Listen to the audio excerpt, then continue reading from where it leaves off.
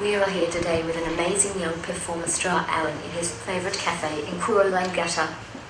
Thanks for joining me today. Before we get started, tell me the best thing you like about this area, and in particular this cafe. Yeah, I've been here for over 10 years now, and it's like the surf's good all the time, and it's a really chilled environment. I suppose the further down the coast you go, like I think you would know this, being at Burleigh, the better it gets, and so you haven't got the craziness of like Surfers Paradise or anything like that. It's cool just to get away, from the city and just to chill out. Yeah, and yeah, this is my favorite spot. I was told you have done a few gigs in this very cafe since the age of 9.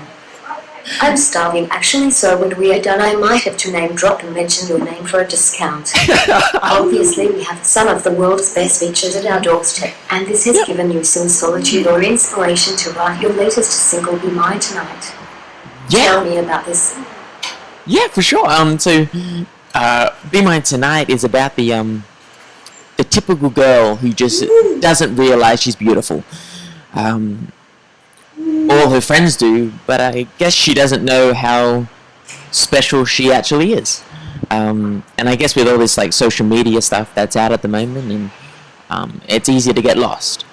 And so yeah, this song is just for her. And I guess being in a chilled environment like this, and you can write songs, your mind is clear, and you can really focus on the storytelling and sending a good message. Yeah.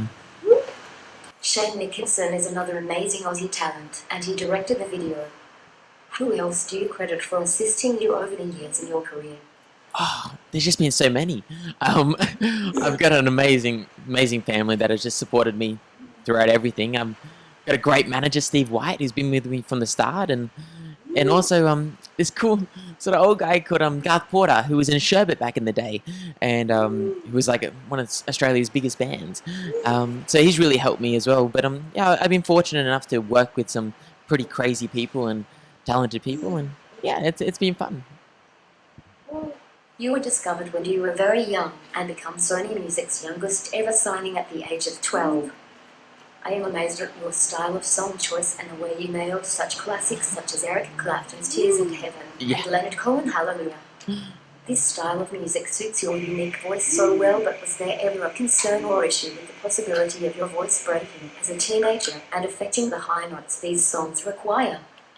Yeah. Well, I guess you're always a little bit scared of that happening, and especially when I was 12, like I had that really sort of like high voice and spiky hair. It was pretty funny.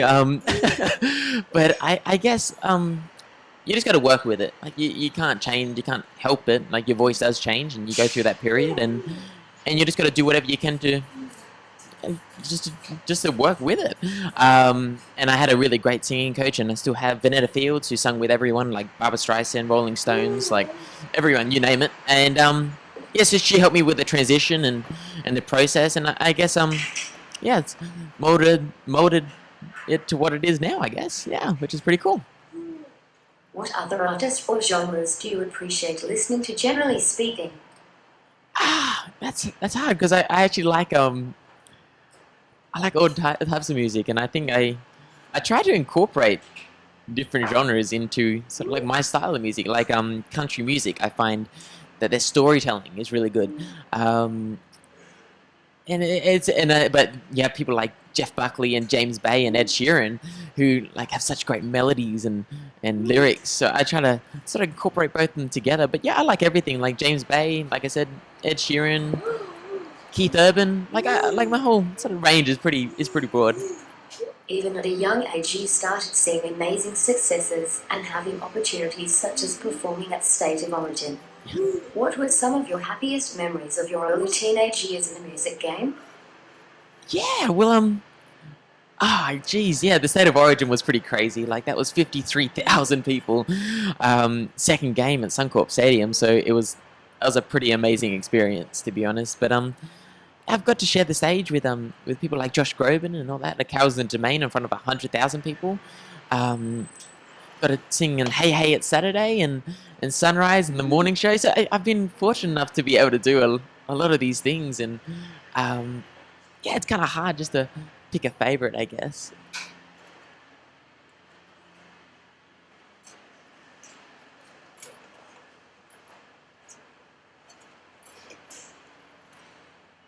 How was performing with Josh Groban?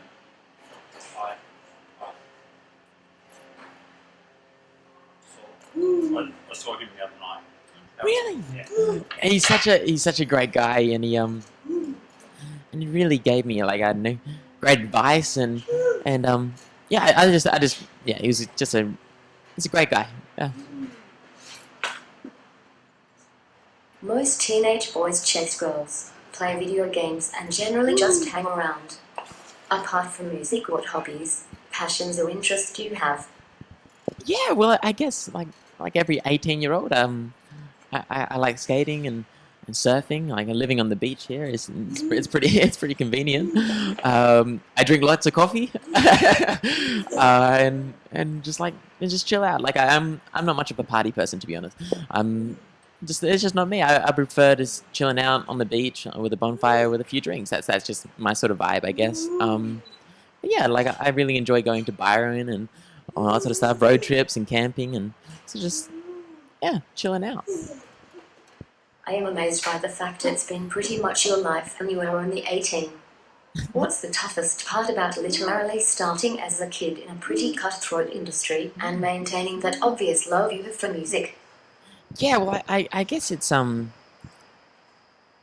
the toughest thing is just staying true to yourself. Like there's lots of offers out there that may seem better, and but if it's not you, it's not worth it, to be honest. And I find that in a lot of these reality shows, they tend to I don't know, make the artists a little bit fake, and I don't know if that's the reason why they last that long or anything. Like I'm not from a reality show or anything like that. I like to just keep it real.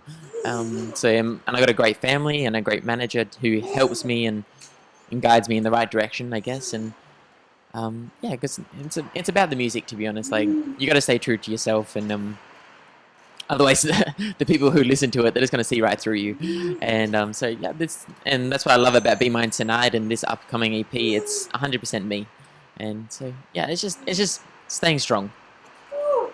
Of your happiest memories of your early teenage years in the music game? I, it's kind of hard because when I was younger, like you're sort of just going with the flow.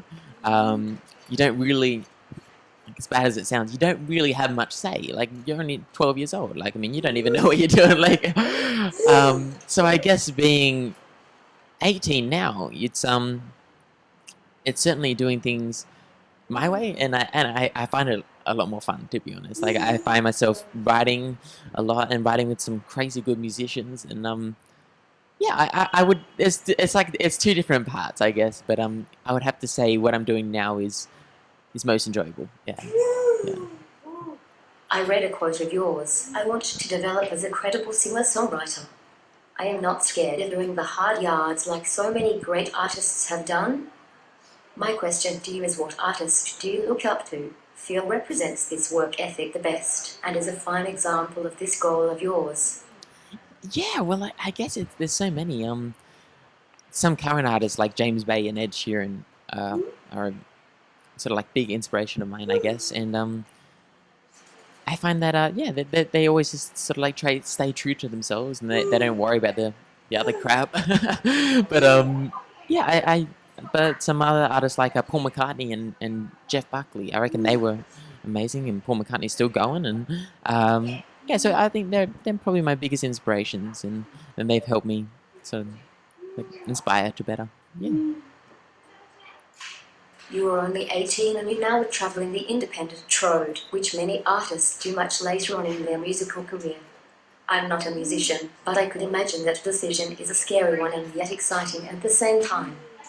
Where Yeah, do you see your journey taking you with the upcoming release of your EP?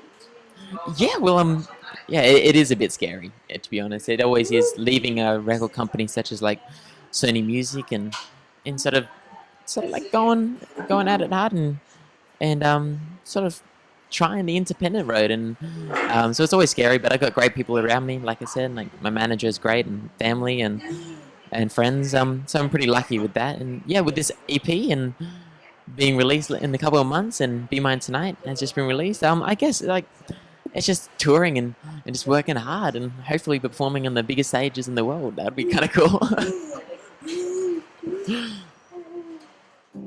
I want to be there with you now. I don't care if you're down. You seem so tired and upset. It's just not you. 'Cause it's been a couple days since I spoke to you. Just wanna know what you're going through.